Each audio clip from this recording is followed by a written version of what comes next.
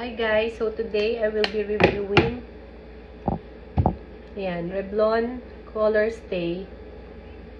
Nabili ko na to noon and twice ko pa lang siya nagagamit. Kaso, ngayon, i-review ko siya sa inyo para matest and kung ano yung effect niya sa skin.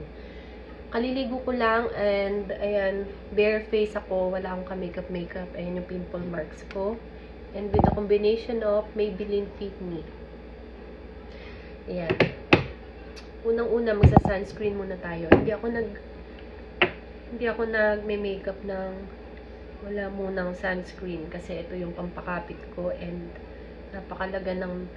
halaga ng may SPF 50 tayo sa mukha para hindi tayo magka-wrinkles agad. Ayan. So, ang gamit ko is yung Fairy Skin Premium Tinted Sunscreen. Ayan. Naglagay na ako kanina. Naglagay lang ulit ako ngayon ulit ng konti. For some reason, I don't like my face today. Hindi ko alam kung bakit ako haggard. Parang haggard.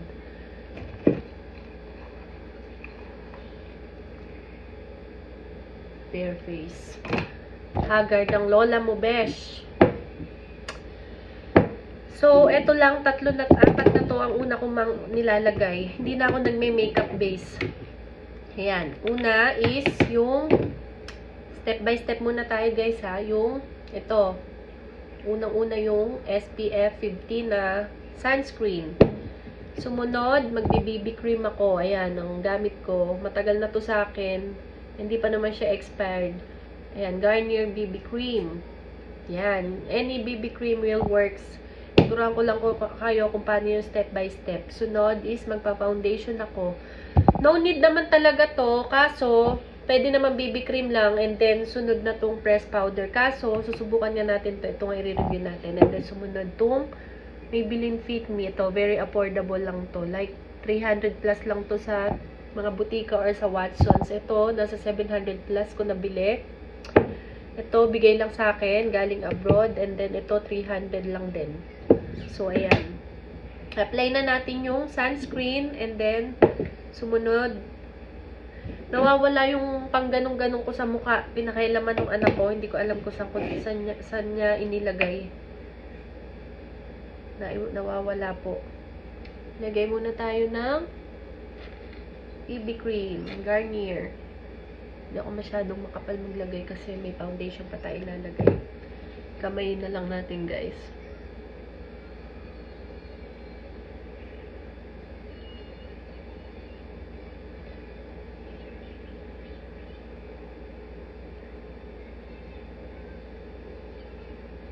Kita nyo guys.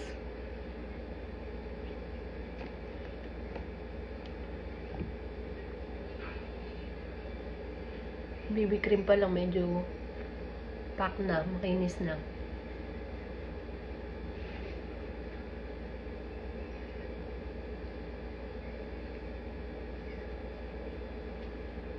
What more kung lalagyan pa natin ng Revlon foundation, di ba?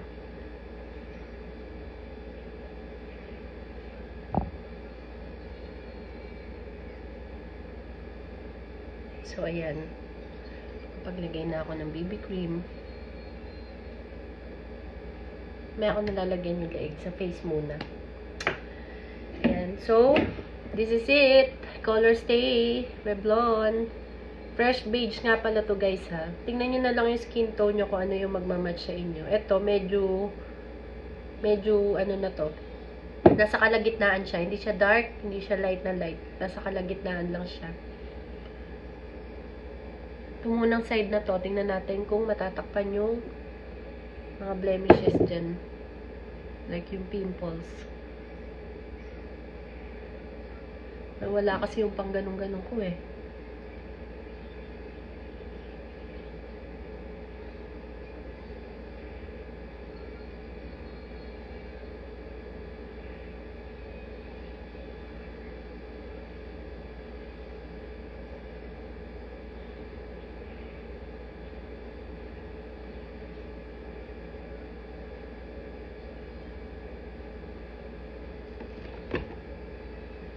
Ganda niya. Kita niyo ba? Tingnan niyo difference.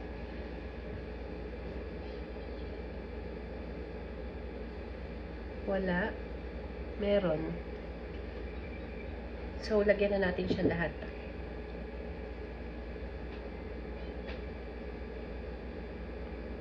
Di talaga akong makapal mag-foundation para natural lang. Natural look. Ika nga. Pinamay na talaga no?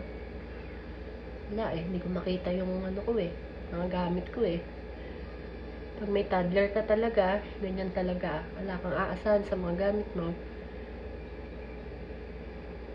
Sana akong panahon maghanap. Baka mga nasa laruan niya. So, ito yung finish. Yan. Oh, diba? Ang ganda. From haggard to konting fresh lang. I wouldn't say fresh na fresh, pero nawala yung, natakpan niya yung mga blemishes ko sa mukha. So, kung meron pa kayong concealer, pwede kayong ihabol nyo yung concealer dito para mawala yung mga itim-itim sa eye bags nyo. Kaso, hindi naman ako palalagay ng concealer. Excuse me, guys. Hindi kasali sa vlog yun. So, ganyan lang ako mag-ayos. Pagka magmumol-mol lang. Konting kilay. Gusto ko na talagang mawala yung tattoo sa kilay ko na microblading ko. Hindi ko na siya type. Susunod, iba-vlog ko yung kung paano. Gusto ko na talaga to pabura. Ipa-laser. Possible naman siguro yun. Pero hindi ko alam kung maaalis siya talaga do totally. Ayoko na siya. Ang kapal. Sana nga unti-unti na lang siya mag-fade. Tapos saka ko siya ipabubura.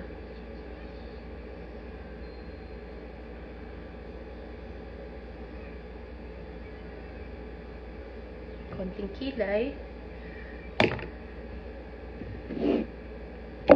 Sa huli na to guys yung powder. Sa huli ko siya nilalagay. Hindi naman ako masyadong expert sa pagme-makeup, pero ito lang yung daily makeup ko. Ayan. Ito, Oud Milano tong tatak na to. Mahaling brand, galing abroad. Nung buhay pa si mama ko, binigay niya sa akin to. And I believe, pagka naman mga eyeshadow lang, or powder lang, matagal naman na expiration. As long as nagagamit mo pa siya.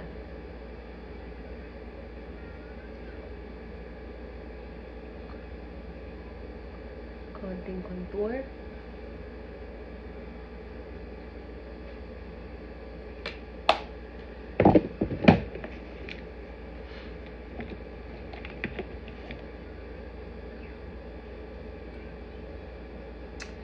Hindi ako mag-ano ngayon.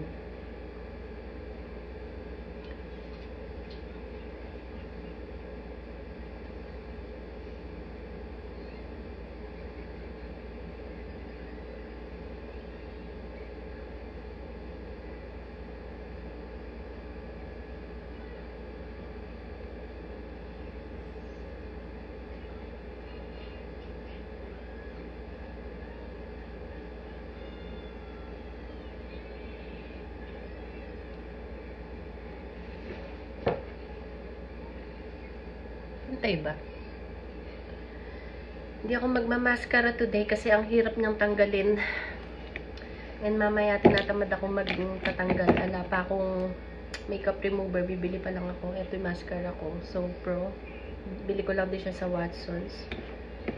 Hindi na ako maglalagay ng mga eyeshadow na yan. Lagay lang ako ng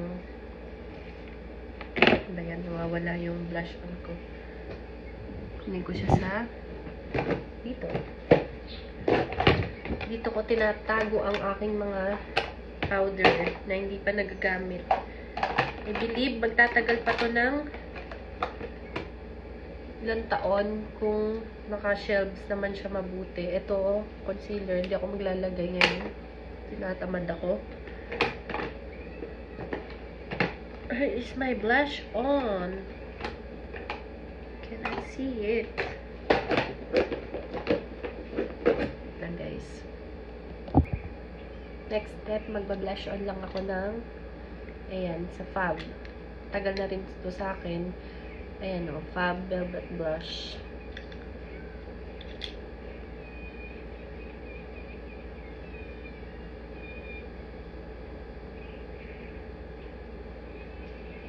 Simple daily makeup.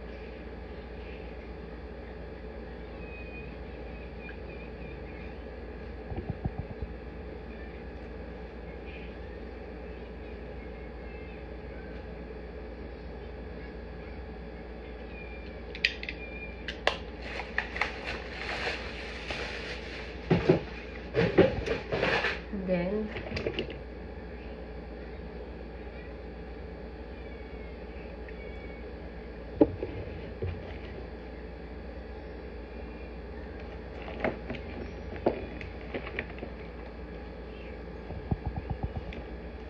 lagay lang tayo ng konting lip tint.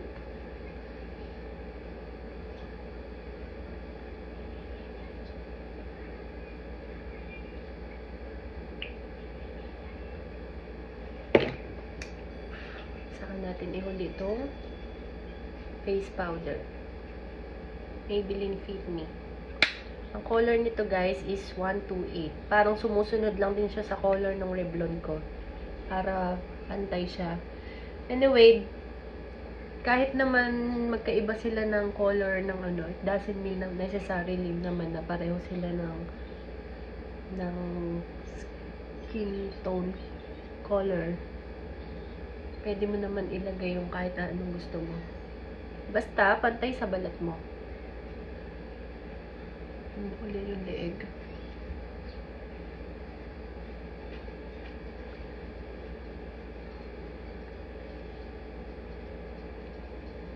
So, ayan.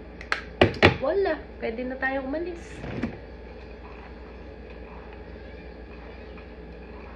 Napakasimple lang. Napakadaling gawin lang. Yun lang ang aking makeup. Ay! Nag-lag ang camera. Sorry guys. Hindi yung kasali ulit.